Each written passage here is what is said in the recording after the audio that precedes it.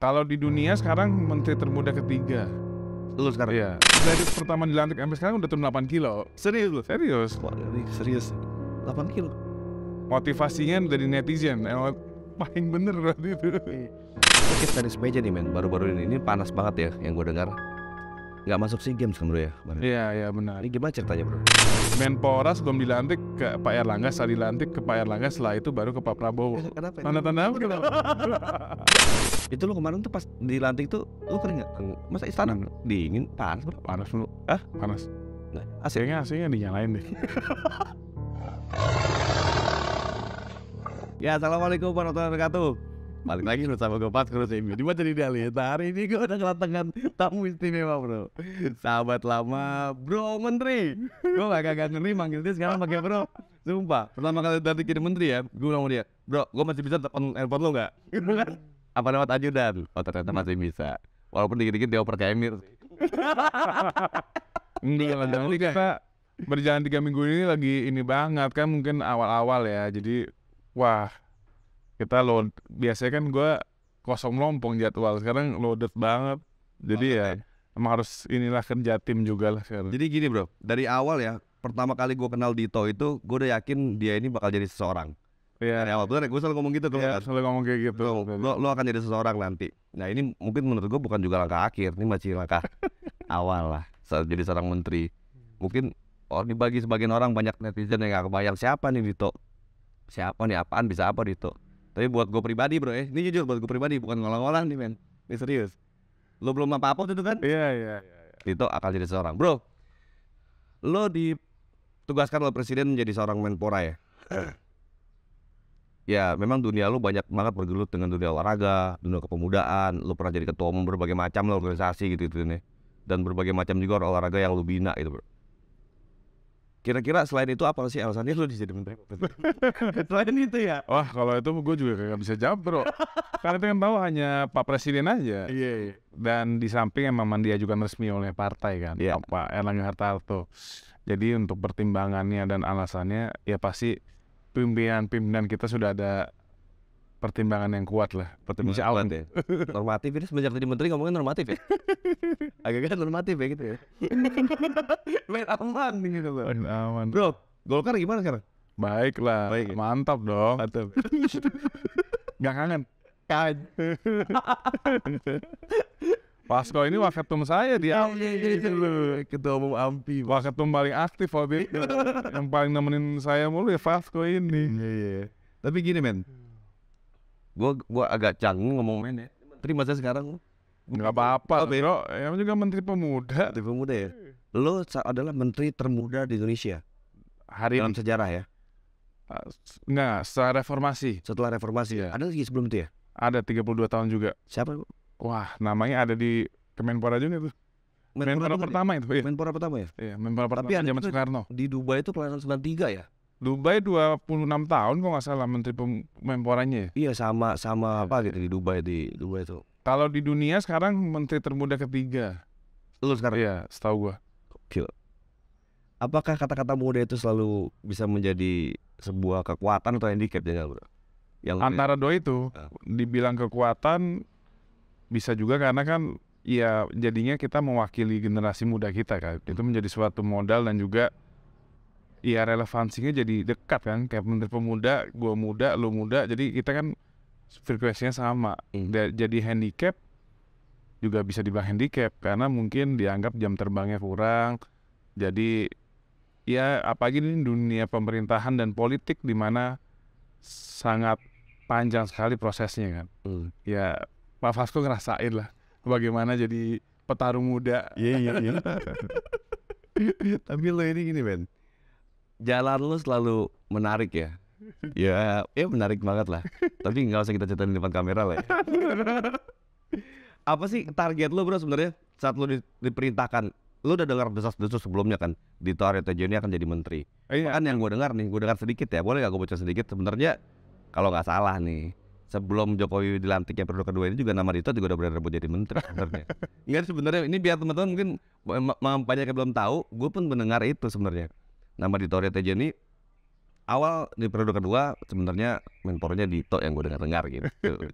Ya isu-isu. Nah lu udah kepikiran nggak bro, seandainya memang lu diperintahkan untuk jadi menteri waktu itu, apa sih yang paling krusial di Kemenpora ini harus lu benerin? Yang Di luar dari berat badan tadi yang lu selalu ngomong. enggak lah, berat badan kan itu personal. Kita kan paham lah ekspektasi masyarakat ketika dengar Menteri Pemuda dan Olahraga kan, ya ekspektasi visualisasinya kan menterinya harus yang fit kan. Jadi kita Penampilan masih penting ya. penting, itu nggak bisa dipungkiri. Jadi kita mengakui kesana aja. Tapi dari pertama dilantik sampai sekarang udah turun 8 kilo. Serius lu? Serius. Wah, serius. 8 kilo. Motivasinya dari netizen. Paling bener berarti itu. Apa yang lu paling gambarin? dibenahin itu pertama, ya kalau tata kelola olahraga sebenarnya kan udah berjalan dengan sistem yang sangat, ya bisa dibilang fokus utama Kemenpora selama ini kan olahraga ya. Jadi memang secara sistem, aturan dan juga landasan-landasan hukumnya tuh udah lebih prudent lah, dan juga dari sisi pos anggaran juga sangat tinggi ya dibanding kepemudaan. Jadi yang harus pertama dibenahin itu adalah mengembalikan citra Kemenpora ini sebagai Kementerian Pemuda, bos. Jadi ya kata kasarnya citra pertama citra. Jadi kepercayaan publik ini melihat Kemenpora itu sebagai kementerian yang milenial dan Gen Z. Oke. Dan itu kita implementasikan dengan cara ya dalam pengelolaan program-program di Kemenpora ini harus benar terkait dengan pengembangan pemudanya. Oke. Program ya bro ya. Program ini kan sebenarnya lu sekarang ini posisi lu menjabat sekarang, lu menjalani apa yang sudah diusulkan program sebelumnya. Betul. Ini agak rumit nih karena lu cuma kebagian setahun kan, 1,5 tahun. 1,5 tahun kan. Dan dikurangin setahun. Ya 1,5 tahun lah. Tapi lu ini mau nggak mau harus menjalankan program Ya. yang sudah direncanakan sebelumnya. Nah, gimana lu ngakalin itu? Jadi alhamdulillah Birokrasi pun agak rumit ya. rumit. Birokrasi Jadi kan rumit. ya ini ada untungnya dilantiknya itu 3 April karena memang secara pembiayaan dari APBN dana itu kan baru turun di Mei. Jadi memang seluruh program yang sudah direncanakan akhir tahun 2022 untuk 2003 itu masih tahap perencanaan. Walaupun setiap judul dan program kan sudah ditetapkan ya. Kalau mau berubah kan Bro Fasko paham pasti kan itu ada birokrasi lainnya yang harus koordinasi dengan Kemenkyu dan berbagai macam lintas pemerintahan. Nah, tapi waktu itu pas pertama kali saya masuk di Kemenpora langsung kita bedah semua programnya. Jadi kalau semua programnya itu sangat, menurut saya untuk yang anak muda, menurut gue udah bagus banget. Di situ udah ada fokus ke pelatihan leadership nasional. Jadi itu untuk kayak organisasi dan kepemimpinan nasional lah, di organisasi, di pemerintahan, bahkan di kantor. Yang untuk urusan domestik juga ada pelatihan untuk berkeluarga, ada di situ. Berkeluarga. Jadi ya kita diajarkan memimpin memimpin keluarga, domestic issues. Oke. Terus sampai di agama bahkan ada program moderasi agama. Oh ya? Ada. Dan itu Kemenpora ada, bos. Lu nggak tahu kan? Nggak tahu.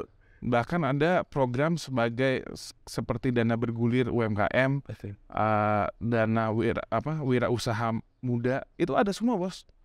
Lu nggak tahu kan? Enggak. Baru tahu nih langsung dari menterinya. Nah, makanya menurut gue memang budgetnya dibilang kecil enggak, gede juga enggak. Jadi memang triknya itu program-program seperti itu. Kemarin gue kebetulan sebelum cuti bersama Lebaran hari ini, kita rapim terakhir dan kita udah memaparkan semua program yang ada dengan visi misi gue. Jadi gue minta hari ini kita harus kreatif.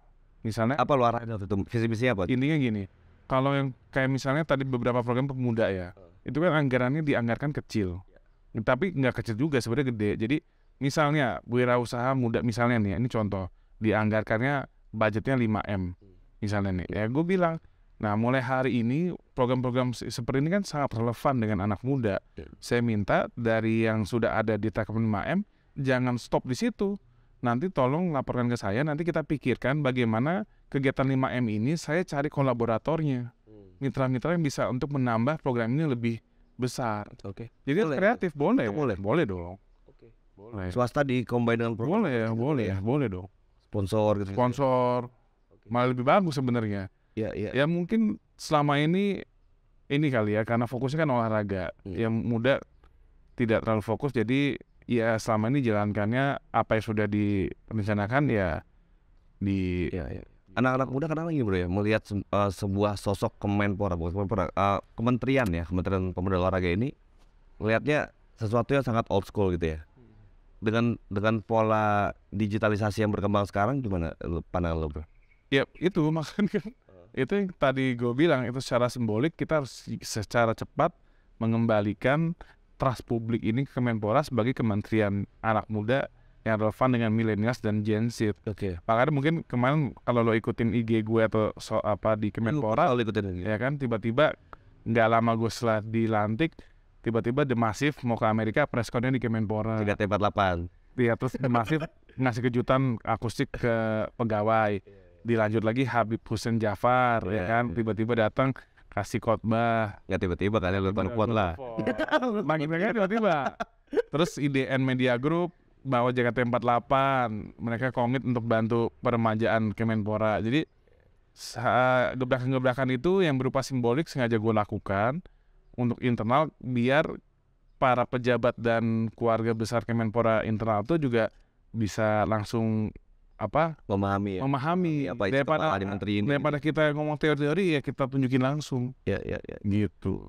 Ini case tenis meja nih men, baru-baru ini panas banget ya yang gue dengar. Nggak masuk SEA Games kan bro ya? Iya benar. Ini gimana ceritanya bro? Jadi, dan gue lihat di IG lo ini ada yang menarik, tapi lo coba jelasin deh. Jadi tenis meja ini sebenarnya sudah menjadi permasalahan sudah hampir lebih dari 10 tahun, bahkan 13 tahun, 14 tahun ya.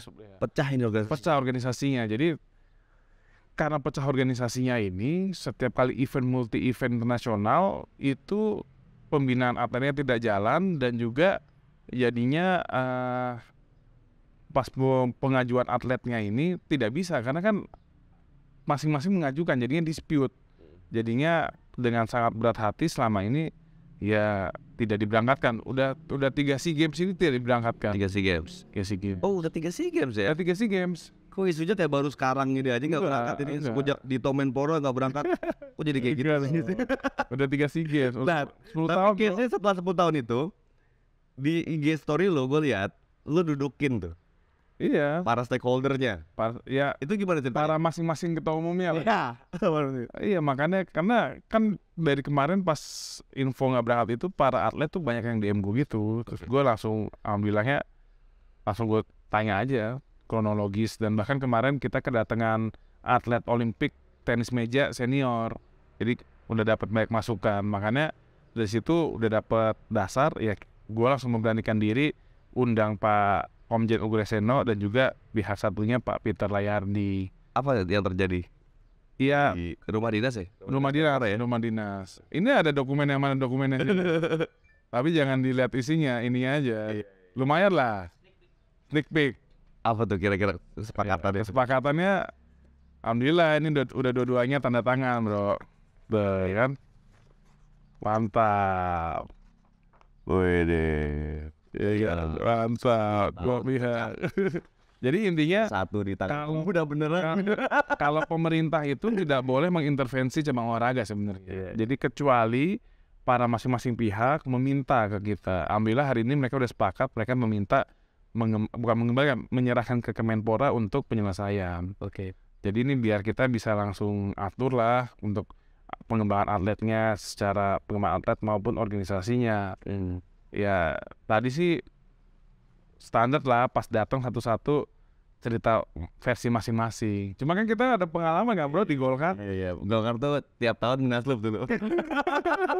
Jadi yang pecah-pecah itu enak lah ya. Jadi ya masing-masing intinya gue tanya setelah mereka udah panjang lebar cerita masa lalu gitu. Pak maaf. Jadi gue ngomongnya sama Pak, maaf Pak, saya ini menteri sangat muda Pak. Jadi saya sekarang hadir tidak membawa beban masa lalu dan saya tidak ada kepentingan. Pak, saya nanya ke Bapak kira-kira sekarang semangatnya apa? Semangatnya ini untuk atlet cabang olahraga atau semangatnya mempertahankan ego atau jabatan organisasi ini? Alhamdulillah dua-duanya tuh sebenarnya semangatnya untuk atlet dan cabang olahraga. Sama ya, sama. Jadi ya udah, kalau pas mereka udah jawabnya sama, tahun loh ini. Pas mereka jawabnya sama, oh ya udah Pak, kalau begitu udah tidak ada alasan Bapak harus percaya ke Kemenpora dong. Akhirnya jadi satu organisasi ngeblend atau gimana? Sementara belum secara resmi jadi satu, tapi mereka sudah sepakat bahwa mereka mengakui bahwa ini masalah. Jadi sebelumnya nggak mengakui ada masalah, sebelumnya kan saling berasa ya gue yang benar gitu ya. Lu nggak ada gitu terus ya. Ini udah merasa ini udah masalah dan sudah merasa bahwa emang selama ini ada dua-duanya tidak akan berjalan. Dan makanya alhamdulillah secara resmi dilimpahkan ke Kemenpora untuk penyelesaiannya. Ini Ya itulah, kita mungkin kita muda ya bro, jadi kita nothing juga, nggak ada beban. Tapi kadang gini ya, sesuatu yang pecah itu biasanya rata-rata kebanyakan Indonesia itu bisa bersatu dengan adanya seorang kayak Datu yang dianggap tua gitu kan. Yuk kalian duduklah gini. Ini anak muda yang nyatuin. Biasanya kan gitu bro. Gue juga awalnya panik karena yang lebih tinggi biasanya. Awalnya gue panik karena kan yang bikin yang satu Wakapolri bos, Pak Komjen Gureseno, yang satu Peter Layardi pengusaha Pak ini katanya patronan Pak Tahir kan. Waduh. Wah, ini mah berat nih. Alhamdulillah tapi ya mungkin mereka juga udah capek lah bro, 10 tahun bro. Iya. Ada dampak gitu juga ya. Iya. Ya kita hoki aja. Tapi ya intinya untuk merah putih ya harusnya sih semua mau bersatu. Iya, tapi tetap ini butuh skill politik ya. Karena butuh skill politik. Ya kayak Vasco lah sekarang di partai Garuda, kok Garuda? Gerindra. Kan lambangnya Garuda. Iya. Karena berprosesnya di Golkar, di Gerindra juga langsung. Iya enggak kan kebetulan. Iya. Ini menarik ya. Tenis meja dan banyak juga organisasi yang memang Dito ini gimana ya, tantangannya itu berat loh. Menteri Pemuda Olahraga anggarannya kecil, menteri yang anggarannya kecil tapi tugasnya dan sorotan publiknya itu terlalu besar gitu loh bro. Ya karena nomenklaturnya kan seru bro, pemuda dan olahraga. Ya kan? Biasanya lu main di organisasi tanpa ada anggaran, sekarang ada anggaran lebih enak sebenarnya kan harusnya ya. Iya dulu kita ampi aja bos, nol budget bos, kita bisa kreatif kan, bisa kreatif nih. Apalagi ada anggaran kan. Ya harusnya lebih kreatif. Yang penting amanah dan akuntabel. Tapi repotnya kan di kementerian ini bro, semua kan terdata, semua harus terlaporkan, semua nggak boleh sampai kalau kayak di organisasi bisa lah kita akal-akalin gitu kan. Di negara ini kan agak sulit. Nah, kalau gini bro, kayak beberapa organisasi lain misalnya kayak badminton, terus angkat besi, ada organisasi bela diri lain. Lu ngeliatnya gimana tuh men? Di luar basket lah, itu yang sangat lo kuasai itu basket. Kalau kayak badminton, angkat besi kan kita selalu ini ya peroleh medali maupun di Asian Games bahkan Olimpik. Ya. Terus kayak tadi lu tanya apa lagi? Ya kayak bela diri, karate, silat semua gitu. Jalan semua? Jalan semua. Kalau silat ya jalan semua dong. Kan ketua umumnya gagah. Iya. Lu langsung yang pertama kali menteri lu samperin Pak Prabowo ya? Iya. Kenapa men? Kenapa lu samperin Pak Senior. Senior di mana? Senior di mana? Ya benar juga. Pertanyaan lu lucu. Iya di Golkar juga. Itu ngebantuin jawaban itu. Enggak kan beliau juga ketua umum cabang olahraga, jadi harus gue temuin. Oke. Oh gitu ya? Iya. Dan waktu itu alhamdulillahnya beliau juga ini kan responsif juga. Memang waktu itu juga masalah inilah nanya pendapat masalah Israel juga gue. Sebagai Menteri Penjaga Kedaulatan kan gue harus nanya pendapat soal Israel tuh kemarin. Lu diskusi ya nggak usah lah, complicated lah pokoknya. Tapi lu memandang sosok seorang Prabowo Subianto tuh seperti apa bro? Mak, lu jadi kayak kampanye. Enggak, gue nanya aja. Gue bingung kenapa Dito yang pertama kali disamperin itu menterinya malah justru Pak Prabowo gitu loh. Kenapa ya bro? Gue juga. Iya kenapa? Ini juga jadi banyak pertanyaan orang loh. Kenapa ya? Apa jangan nih ada apa gitu? Kan warga itu kayaknya ini aja sih. Ngalir aja kemarin. Ngalir. Karena ya gimana pun kita lihat beliau kan juga sebagai panutan juga ya, anak muda kan lihat Pak Prabowo panutan ya. Jadi dari setelah dilantik yang pasti sebelum dilantik bahkan gue kan langsung ke Kemenko dulu dong, ke Pak Erlangga. Kan ketua umum lah. Itu besokannya baru ke Pak Prabowo. Iya. Cocok dong. Itu tanda-tanda apa ya? Tanda-tandanya apa ya? Menpora sebelum dilantik ke Pak Erlangga, setelah dilantik ke Pak Erlangga, setelah itu baru ke Pak Prabowo. Kenapa? Tanda-tanda apa gitu? Kenapa itu? Pak Menpora, tapi Pak Prabowo ini salah satu orang yang juga sangat memberikan kesempatan tinggi terhadap anak muda ya. Dia bangga banget anak muda yang jadi itu pasti bangga. Iya benar. Kayak Dito jadi Menpora itu ada satu kebanggaan khusus, lu disambut khusus kan sama. Iya makanya. Gue juga kaget, iya. Tadi kita mau santai-santai aja kan. Dia nggak pakai fasilitas menteri loh. Biasanya menteri kan pakai rider ya. Cuma 1,5 tahun bro, tapi udah kebiasaan dicopot lagi. Jadi ngerasain ya, sindrom power tuh habis selesai. Tapi kalau misalnya lagi dinas sih tetap pakai karena itu ternyata wajib. Oke. Bahkan gue sering kayak nyolong lah itu harus. Iya kan, gue sering nyelonong gitu, terus mereka kaget. Hilang, menteri kemana? Nyetir sendiri kan gue, suka nyetir sendiri. Apa fasilitas menteri itu rider, polisi dan pengawal kan? Pengawal kan, pengawal pria dan. Iya. 7 orang atau total. Itu lu tinggal? Enggak, kalau sekarang lagi kita liburin karena kan kasihan mau lebaran kan. Melekat, Ben lu sebagai seorang menteri kan melekat. Iya, tapi makanan kenapa sih lu dulu nggak pernah jalan lu sendiri aja, ngilang sendiri paling sama Emil gitu kan, susur sendiri dong. Kalau susur nggak sendiri. Kenapa bro? Nggak mau dikawal-kawal gitu? Kalau dinas resmi gue pakai karena memang itu udah aturan. Kayak kemana acara HIPMI juga lu nggak datang nggak pakai pengawal juga? Pakai kemana? Nggak ada gue lihat. Enggak, pengawalnya ada di belakang tapi memang kan? Gue umpetin. Jadi gue udah nge-briefing dari awal. Kalau misalnya yang kayak melekat kayak pengawal Wapri gitu, liatin gue ya dari jauh aja. Oke. Ya insya Allah kan kita gak ada yang mau bunuh kok. Iya sih kok. Gitu ya? Iya, jadi tapi itu protokol kan bro? Makanya mereka juga dalam tahap agak bingung dan adaptasi juga. Oke. Tapi kan gue juga butuh kenyamanan gue dong. Oke. Iya. Oke.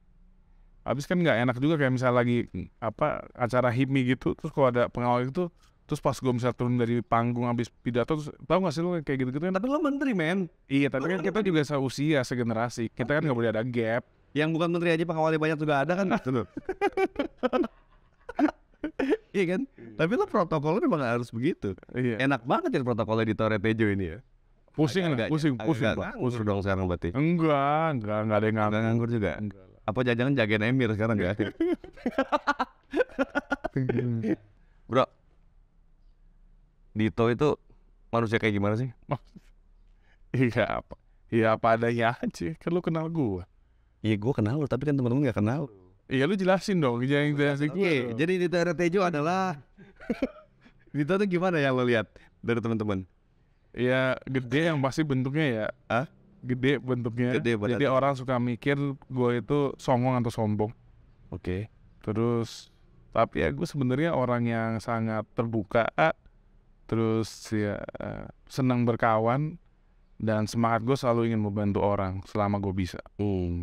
Ya lu kenal gue. Gue tambahin lah ya, Dito itu orang yang sebenarnya nggak banyak ngomong, tapi suka ngedumel ya.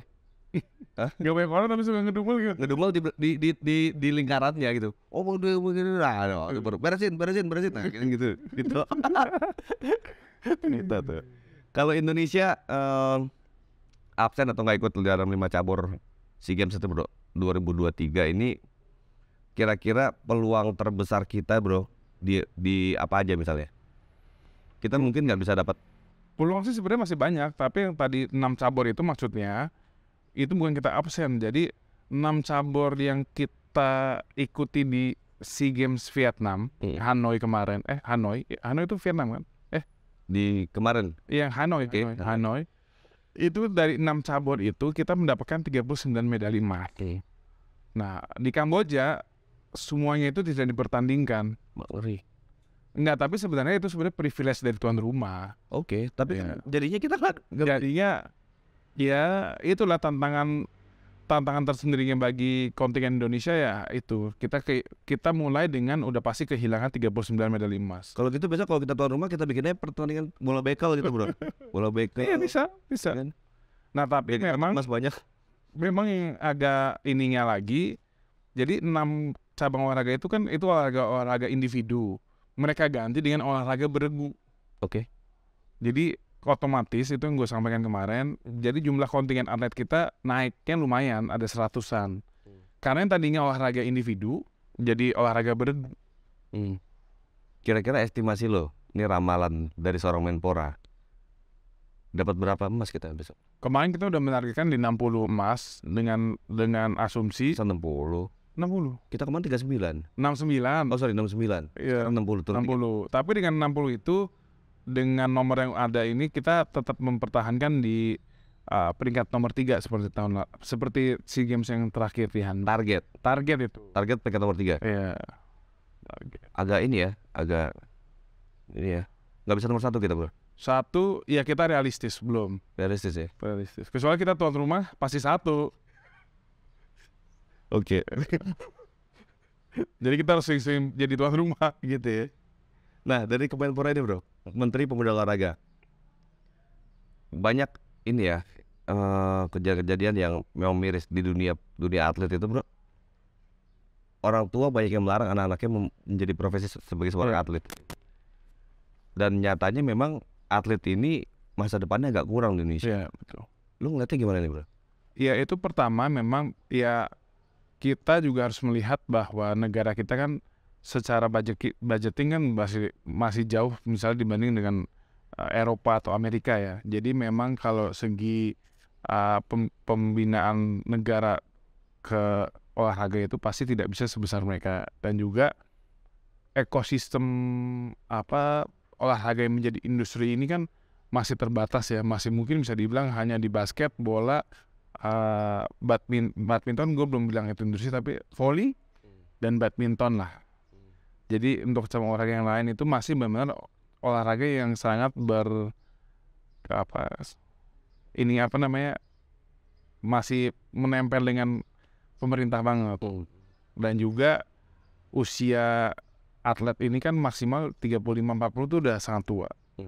Jadi memang pilihan fokus di dunia keolahragaan atlet ini resikonya tinggi kalau pemikiran orang tua. Nah makanya kemarin juga gue tuh, lu jangan jadi atlet, ntar lu makan apa ini lu kesempatan. Makanya gue kemarin menginisiasikan dan alhamdulillah disupport juga oleh presiden untuk dia adanya beasiswa LPDP itu loh. Oke. Khusus sektor olahraga. Jadi jalur prestasi lah. Jadi biar anak-anak yang dari SD SMP fokus pengembangan atletnya itu, dia tuh sudah ada pegangan di zaman nanti untuk universitasnya itu dia bisa dibiayai negara sampai ke Harvard kemana kan. Jadi itu minimal kita menyiapkan pondasinya dulu kan. Oke. Kalau gitu kan kenapa jadi atlet? Langsung aja sekolah di Harvard gitu, cari beasiswa ke Harvard. Oh enggak, ini kan buat ini kan buat kita mengedorong juga dunia olahraga ini diminati banyak anak muda. Karena kan ya olahraga itu anak muda masih minat sekolah ya? Ya minat lah bro. Minat ya? Minat. Olahraga ini kan pembangunan karakter bangsa juga masalahnya. Jadi bagus juga kalau orang berbondong-bondong fokus di olahraga juga pada saat pertumbuhannya. Dan ya syukur-syukur nantinya juga perkembangan industri olahraga kita maju ya. Jadi olahraga itu bisa menghidupi dirinya sendiri dan punya dampak multiplier efek ekonominya juga luas. Gitu. Kayak lo kemarin masuk di salah satu industri basket ya, di Rans. Iya, Rans Basket. CEO-nya. Menguntungkan nggak tuh kan? Iya, dibilang untung enggak, tapi balik modal ya. Itu juga karena ketolong Raffinya kan, ada sponsor jadinya. Nah itu yang harus kita dorong. Jadi nantinya cabang-cabang olahraga lain maupun tim-tim olahraga lain itu bisa memiliki pengikutnya, masanya. Kalau di bola sih udah untung sekarang orang, apalagi tim-tim bola yang besar-besar ya. Karena kan mereka udah punya pengikut yang fanatik dan banyak. Ya, tapi kalau bicara seri 2 Liga 2, Liga 3 gitu. Lebih untungan bikin macam di Alis lah yang pasti. 1 juta pengikut. Saya belum ada produk bro, coba dong. Itu Pak Menpora. Tapi kalau gini men, ini kan sebuah gebrakan juga ya. Memang kadang-kadang terpaku sama anggaran yang dilakukan oleh Menteri. Tapi kalau ini ide sedikit, kalau mungkin bisa lo kencengin dunia industrinya lo push bener. Gimana caranya setiap industri itu setiap industri olahraga itu untung aja. Di mana ada duit kan biasa rame di situ men. Ya. Karena gue masih sangat pesimis sama olahraga di Indonesia itu. Lo nggak bakal bisa berkarir di olahraga. Ya. Lo ntar di umur 35 lo bingung. Banyak teman-teman gue yang atlet nasional juga ujungnya bro agak miris lo men. Iya. Kalau kita mau dorong di wilayah beasiswa, mereka belajar juga kan nggak sempat bro, dia pelatihan. Iya. Kalau industrinya maju sih gue yakin masih menjanjikan ya. Kalau industri maju menjanjikan, dan memang pola kurikulum luas loh men. Pola kurikulum pembinaan keolahragaan kita tuh harus dimulai dari SD. Jadi kan lu kayak lihat di Amerika kan dari SD tuh atletiknya jalan, belajarnya juga. Jadi udah harus terbiasa dari situ. Jadi ini emang udah harus kerja bersama sih, nggak cuma Kemenpora. Jadi dari Kemendikbud juga. Jadi banyak stakeholder yang harus dirangkul. Sinergi di situ ya? Sinergi lah, kolaborasi lah. Kolaborasi. Broker. Kementerian broker. Karena kita kecil kan, jadi kita harus banyak mengawinkan kreatif. Iya. Dirjen apa sih gua di Kemenpora? Hah? Dirjennya apa aja? Ada 2 deputi itu menangani kepemudaan, peningkatan kapasitas pemuda sama pemberdayaan pemuda. Terus ada deputi 3 itu pembudayaan olahraga. Keempat itu olahraga prestasi. Olahraga prestasi. Jadi 4 itu yang ngurus seperti SEA Games, atlet-atlet, terus program-program platnas. Kalau yang 3 itu lebih kepada kayak pembudayaan olahraga gitu loh, kayak bikin liga-liga gitu, sosialisasi. Waktu awal jadi menteri, apa yang lo lihat? Jadi ya gambaran lu, gue dengar ya cerita lu sampai treadmill sampai. Oh iya, dua. Apa hal yang ya gue bahkan buat nelfon dia aja gue tahan dulu, sengaja gue tahan dulu kan. Gue cuma WhatsApp kan. Iya. Walaupun nggak lebar itu. Kayak gue telepon namanya tuh. Gue telepon tapi pasca itu. Bro, gue udah baru normal hidup gue, kata Dita waktu itu. Gimana bro? Ya pasti kalau yang awal itu ya euforia lah, ya banyak banget orang ngontakin lah pasti kan, jadi pusing banget kita apalagi kan itu dituntut gimana mau balesin satu-satu saking banyaknya, entah kita kayak megang handphone terus gitu, jadi serba salah. Iya, telepon. Tapi lu beneran nggak pakai ajudan deh? Ini ajudan gue. Ini mah bukan ajudan. Bener nggak mau ajudan? Nggak bawa bro, lo cek aja gitu. Lu menteri masa pakai ajudan?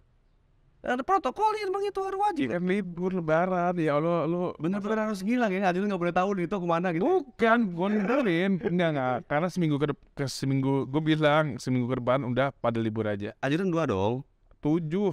Enggak, ajudan Berapa sih? 2 kan? Ajudan 2 kan? Lainnya Wapri kan? Oh ya Wapri, sisanya libur. Ini hilang loh, dihilang-hilangin semuanya. Nggak dihilangin, libur bos.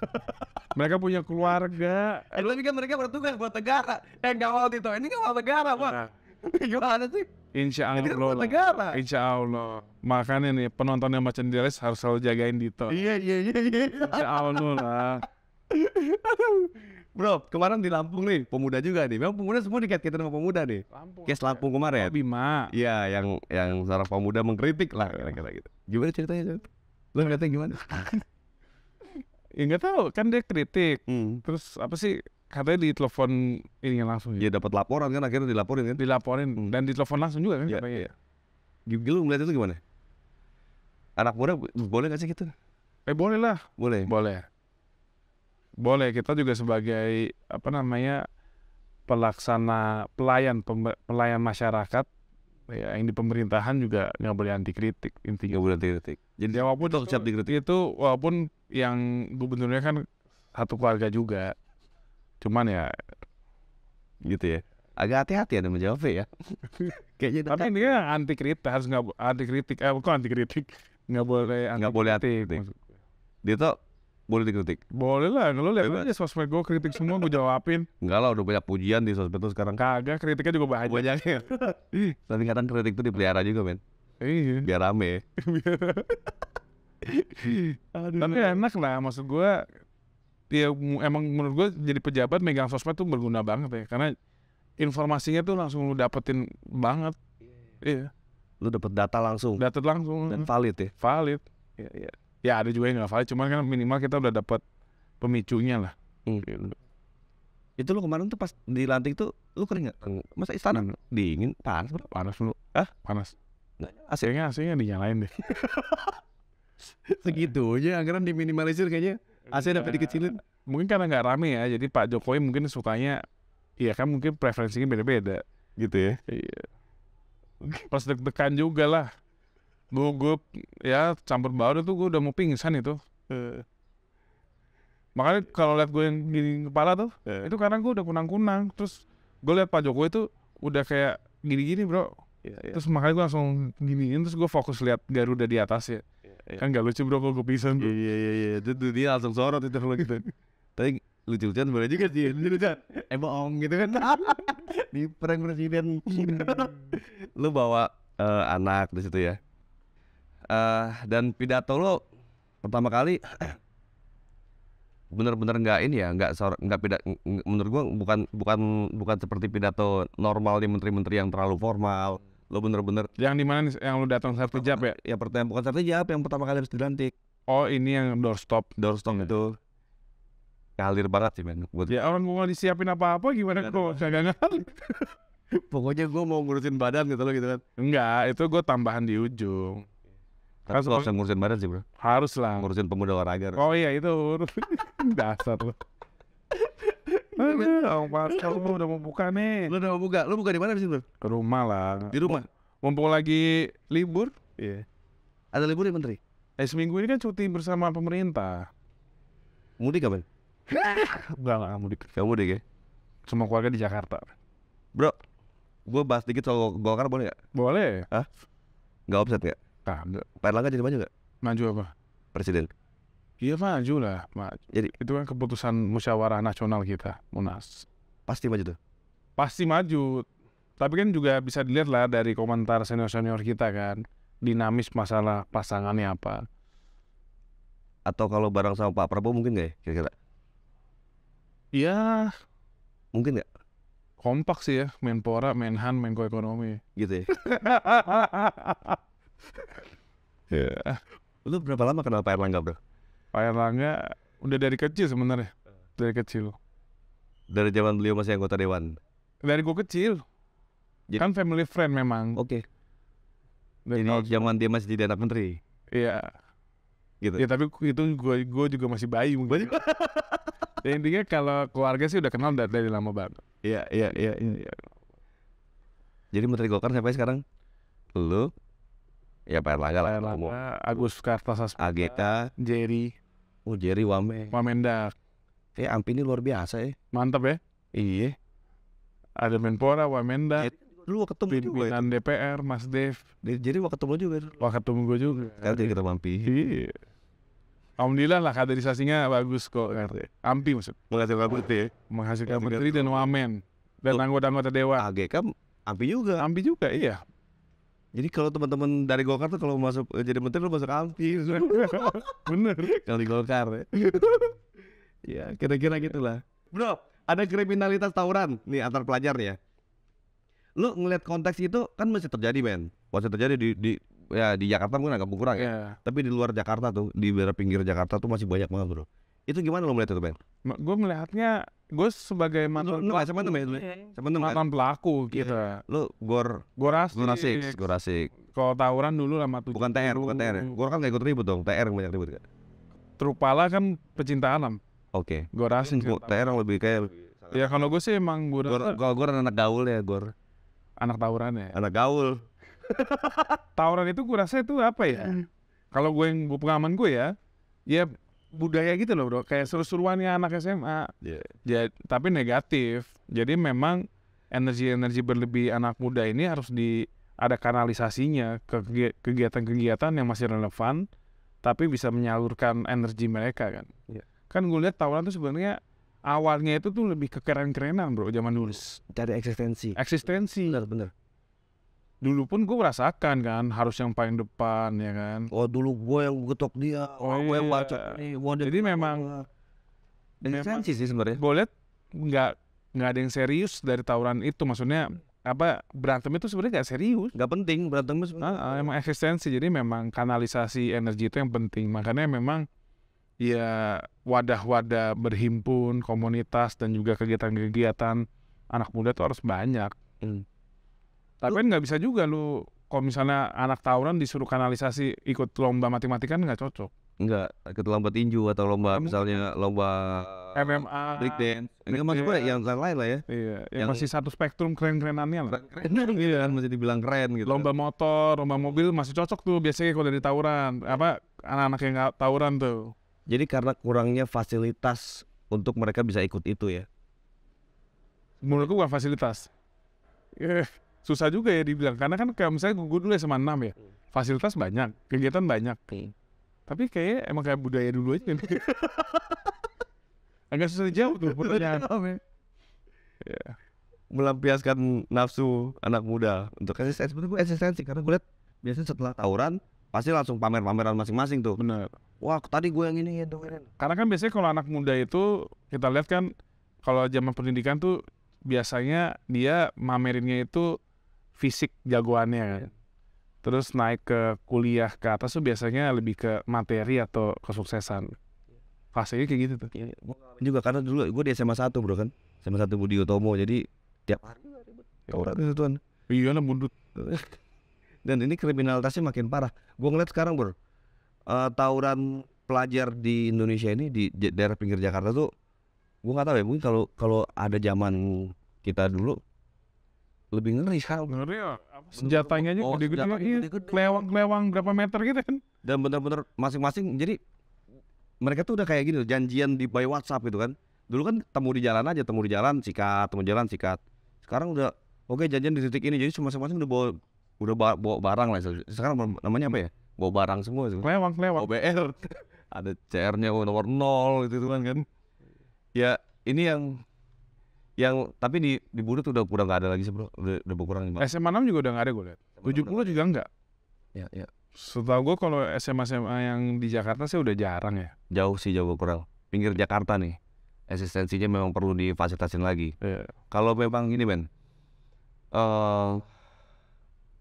masa jabatan Pak Jokowi ini kan tinggal 1,5 tahun. Harapan lo the next periode ini mungkin gak sih bro, apa yang lo impikan itu pemuda bakal berubah dalam 1,5 tahun? Kalau berubah secara signifikan mungkin itu terlalu optimistik ya. Tapi gue rasa yang harus kita pastikan, ya gue pengen meninggalkan pertama jejak, kedua peninggalan gue itu berupa sistem dan fundamental. Jadi tinggal penerusnya ya tinggal melanjutkan aja. Jadi kan yang penting sekarang kita pastikan semua program pemberdayaan pemuda, pelatihan kepemudaan itu jalan semua. Jadi kan kalau itu 1,5 tahun tidak bisa merich seluruh anak muda se-Indonesia, minimal kan itu sudah ada benchmarknya ke depannya. Gitu. Dulu karakter Menpora itu biasanya berkumis. Lu kayak kita berkumis juga? Berkumis dikit. Aku bisa sebagai Menpora. Bro, thank you banget ya bro. Siap. Ini diskusi yang memang Dito agak kaku sih kalau depan kamera. Kayaknya kalau ngobrol sama gue nih. Jadi agak banyak terlatih ya, tapi gak apa-apa lah. Minimal nanti mampir ketemu acara idealis. Thank you banget. Thank you banget bro Dito. Semoga dapat bermanfaat bagi teman-teman pemuda olahraga.